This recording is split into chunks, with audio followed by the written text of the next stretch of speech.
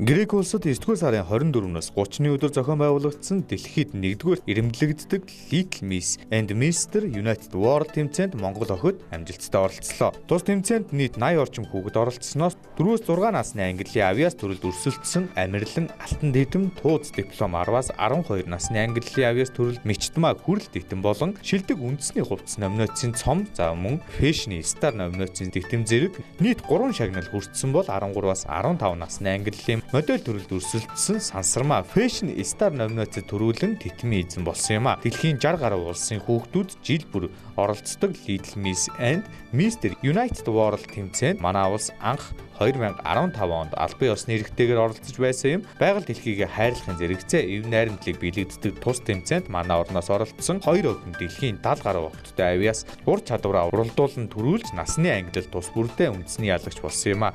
Тус тэмцээний Монгол улс дахь албан ёсны зохион байгуулагч Инх Жаргал 3 дахь жилдээ олон улсын шүүгчээр ажиллалаа.